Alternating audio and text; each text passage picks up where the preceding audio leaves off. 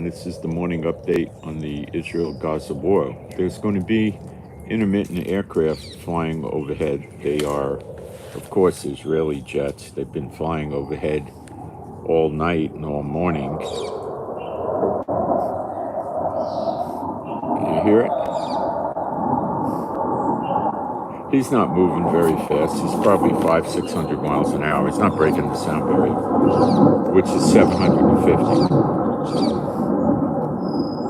And sounds F-35-ish, I don't know. F-35s are pretty darn loud. So last night we bombed the daylights out of Gaza. They did what some people are calling a large attack on Ashkelon. That's the city right up at the northern top of Gaza by the Mediterranean. And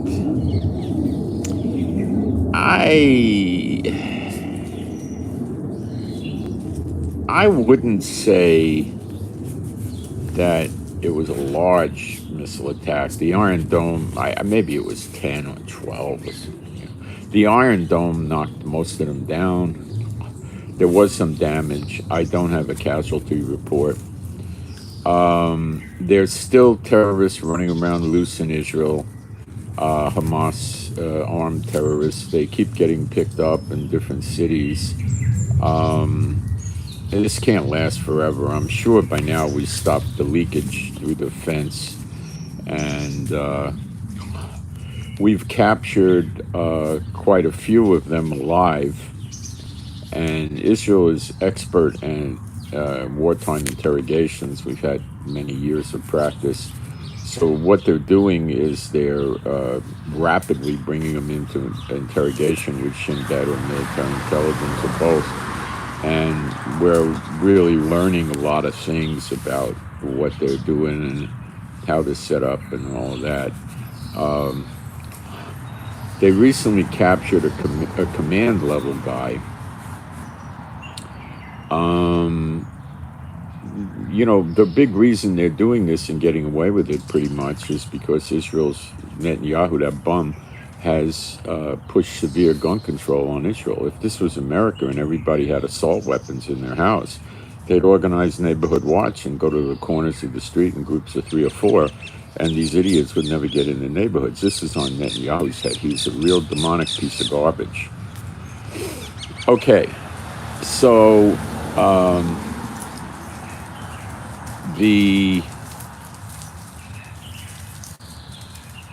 they're rounding these idiots up that are sneaking in. They're very small numbers. They can harm civilians. They took 5 civilian prisoners from Ashkelon in the confusion of the, I think it was Ashkelon, it might have been Ashdod, I don't remember, but in the confusion of the missile attacks. And there's no word on the return of hostages yet. There's official notices from American military that the aircraft carrier group Gerald Ford is definitely on the way, and there's going to be numerous airplanes stationed around the region as well. As I said last night, Hamas and Hezbollah are defying America and telling them they're not afraid of them and all this stuff. Well, they're idiots, you know. Just imagine, Gaza attacked us and we control their electricity, and they're shocked when we shut their electricity off. What kind of morons are you dealing with here, you know? These are mentally ill individuals that belong in a facility for people that can't cope, and they're running a terrorist organization instead.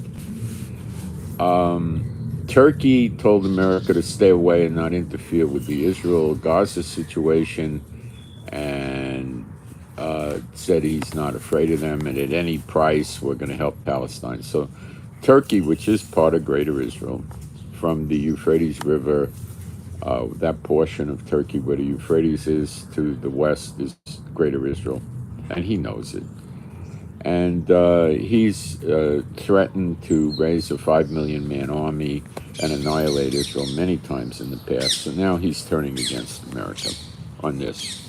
What's he going to do? Nothing. What can he do? Is he going to fight America? You know?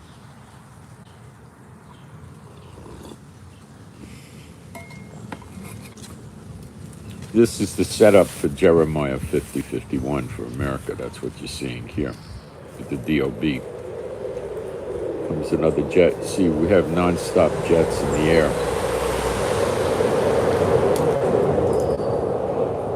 I imagine you hear that.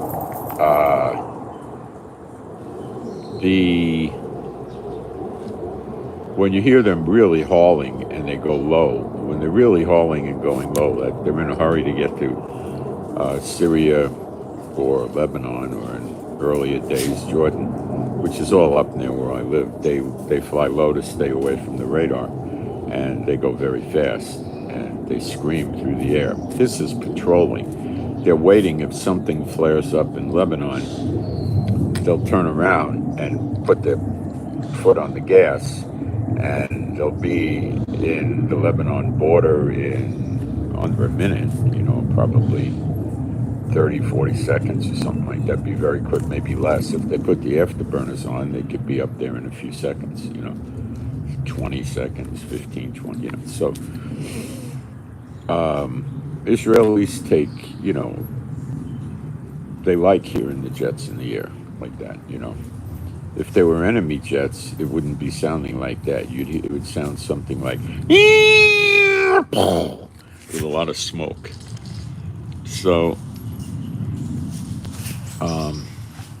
Gaza's a wreck. Fires are burning like crazy. They don't have a fire department worth a hoot. And there's debris and bricks and concrete and stuff scattered around. We shut their electricity off. It's not going to go back on until they give up some hostages. And how long are they going to go without that?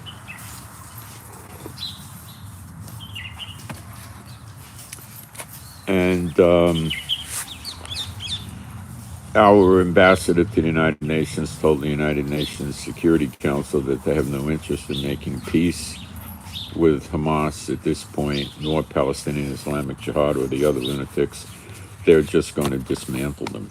They're savage animals, and there's no peace talks going on. They're finished that. Now, Gaza's already a wreck. It's so bad that the soldiers, our soldiers, are going to have trouble marching through there. There's so much debris. And it's going to keep getting worse and worse and worse. Now Hamas is not so happy. And they're trying to inflict pain on us by taking jihadist-oriented, trained Hamas soldiers, however well-trained they are, I don't know,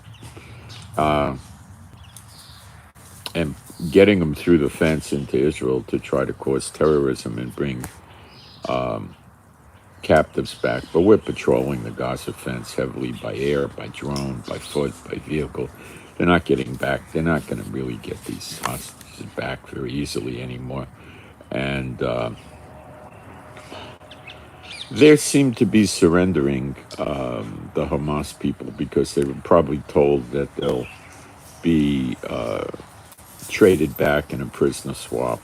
So don't worry, you don't have to get killed. Just surrender. You're highly trained. We want you to come back and fight again, and probably that type of thing. What else? So the destruction of Gaza is ongoing. It's not stopping. It's going on now. It's going to go on all day. And we're going to push into Gaza. Now, their missile launching capability is probably down by about 95% right now. They can get missiles up, but not very many.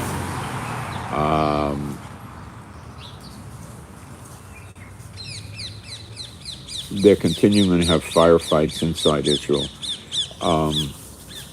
So we don't know how many of their infiltrators are still left in Israel.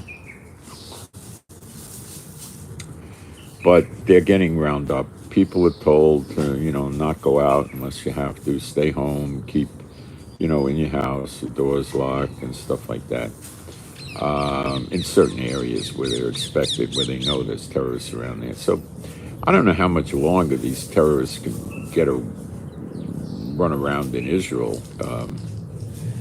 I think by tonight they'll probably be almost all wrapped up,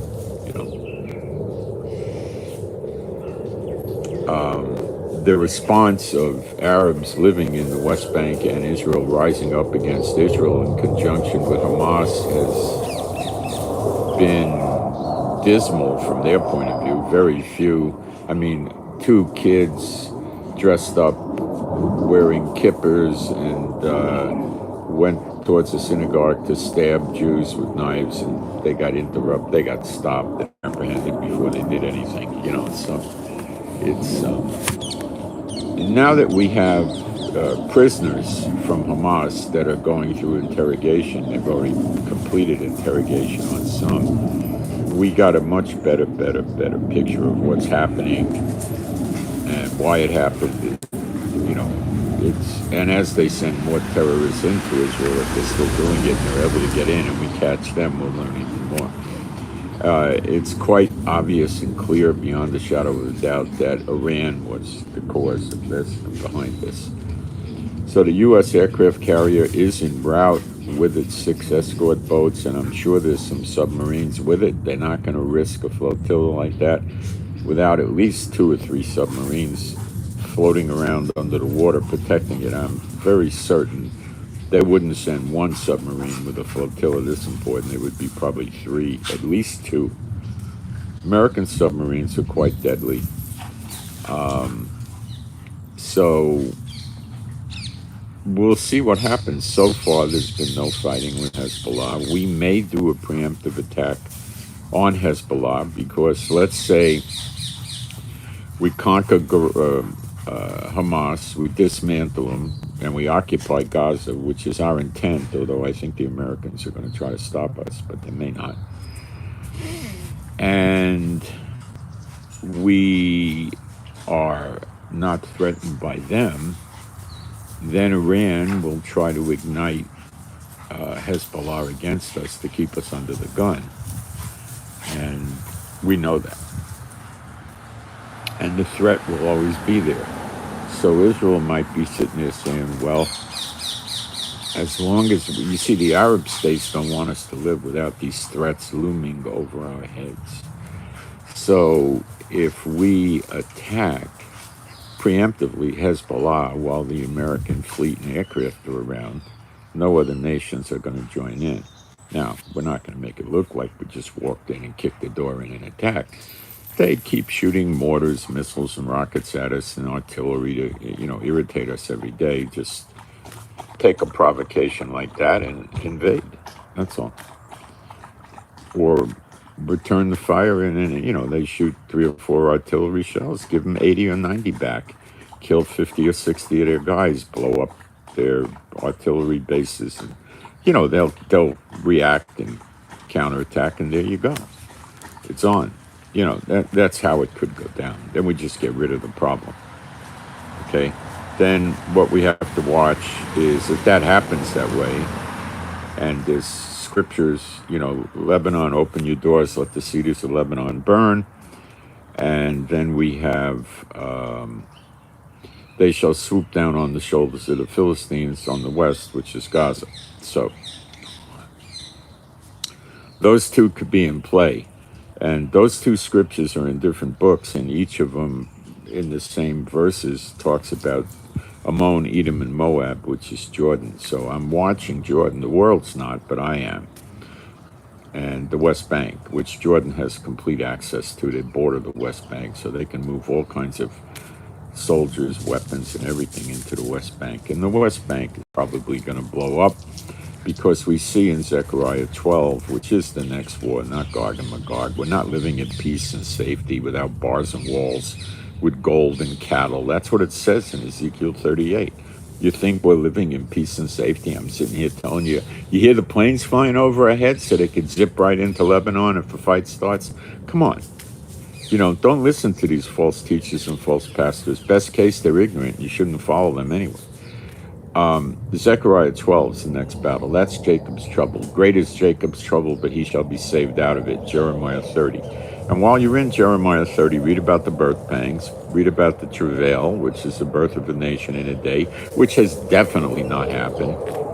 It's the restoring them to God that makes the nation Israel. Okay? And read Jeremiah 30:11, which says God shall destroy all the nations he dispersed the Israelites into over the years. That's never happened yet. And when it happens, it means it's the end of the dispersion of the Jews, of the Israelites. And that's in these days right now. So we're seeing the build-up to Zechariah 12, which is the Psalm 83 war, as they call it. Very similar, so it's probably related or the same. Although the Psalm 83 is a prayer, not a war. It's from Aesop, who was a prophet. And you're also seeing the Jeremiah 50:51 daughter of Babylon building up, where she gets invaded, and sending the aircraft carrier group over here, additional planes, to make sure no other nations join in against Israel, is thwarting the plans of Hamas, which America considers a full-blown terrorist organization.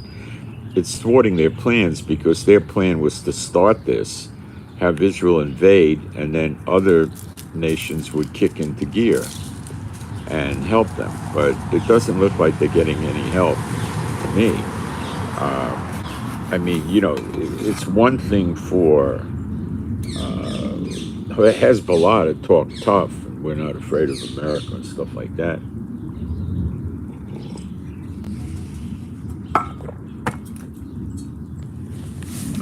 They can't do anything to America, and America can do everything to them.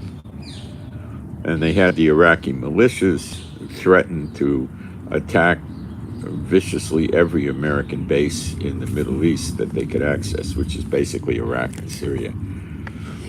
And they already attacked the American bases.